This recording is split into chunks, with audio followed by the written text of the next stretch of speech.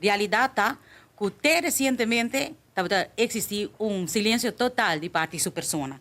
Pensei mês, dia 13 de outubro, mas dirigi diferentes perguntas na ministra Sicília para que se está cumprindo ou trabalhando riba cumprimento que a colaboração que ela faz com o Parlamento riba dia 1 de setembro 2025, qual é a fecha onde nós trata e cambio da lei de salário mínimo e da reunião aqui também nós aprovar uma moção como apresentar para o que te trata a introdução de salário mínimo para jovem.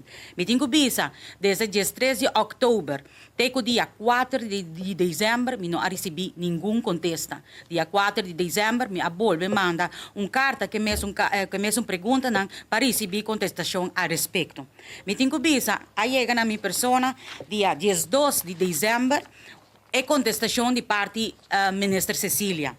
Então, me tem lástima para tópico assim importante e que atrás duro para lograr que uno tá para percorrer um salário mínimo justo, caminda com gente não que trabalha mais, tá ganha mais, e também para a proteção para nós jovens. Então, me tem contestação de coisas como está punta mim se verdade a tomar e pergunta que seriedade que a minha hasina.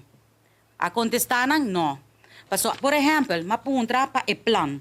Que é o plano de governo para percorrer para uma introdução responsável de cambio na aqui. Então, me pedi plano, então, me pisa três coisas específicas que me quer contestar-me. Se tem em conta que a parte administrativa, a parte legal e a outra bem, a parte comunicativa.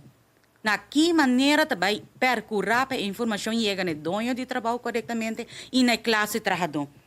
Então, está contestando que o Departamento de Labor está encarregado para brindar informação, supervisar nos leis, etc. Maneira como não tem conhecimento de contestação aqui. O que me apontei é plano específico. Antes aí não tem. Então, me dá lástima. Passou e acaba como parlamentário, porque a mim tem uma pessoa que sempre aboga para que não ia trabalhar inicialmente, riba, o concepto de lei aqui, a pessoa anda a acercar-me acaba. Já tem negociação, está tomando lugar entre dono de trabalho e trabalhador. Caminda, dona de trabalho e duna oferta na classe trabalhador visando botar trabalhar atualmente 44 horas, pero que o vai trabalhar 40 horas e vai receber o salário mínimo correspondiente. Com outra palavra, não que queda no salário mínimo existente.